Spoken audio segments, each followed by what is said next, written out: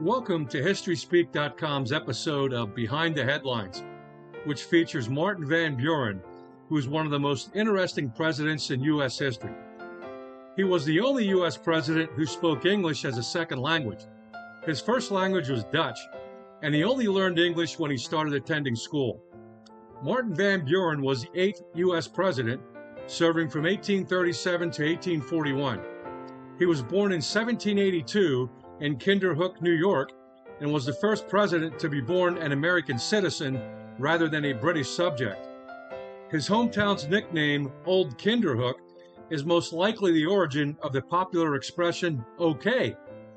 The expression became popularized during the 1840 presidential election after his supporters for his re-election campaign formed a club called the OK Club. The OK phrase caught on around the nation and became the trendy way to say, all right.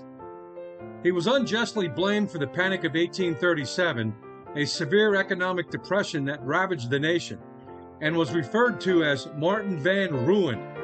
Fortunately, this humiliating moniker faded from public usage in a few years. Van Buren relied on enslaved laborers to staff both his household and the White House. He was a slave owner, as he personally owned an enslaved man named Tom, who escaped in the 1810s. A decade later, Tom was located in Massachusetts, and Van Buren received an offer to buy him back.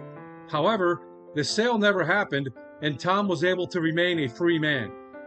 Van Buren was famous for his large, distinctive sideburns, which were affectionately referred to as Martin chops. Some people claim he never had a good hair day. He wrote a lengthy autobiography that mysteriously did not even mention his childhood sweetheart and wife, Hannah Hose, who he was married to for 12 years before she passed away from tuberculosis in 1819. Van Buren died on July 24, 1862, at the age of 79. Van Buren's most lasting legacy is that of a political organizer who helped build the Democratic Party and guided it to dominance in the second party system. Many historians have come to regard Van Buren as an important figure in the development of the modern American political system.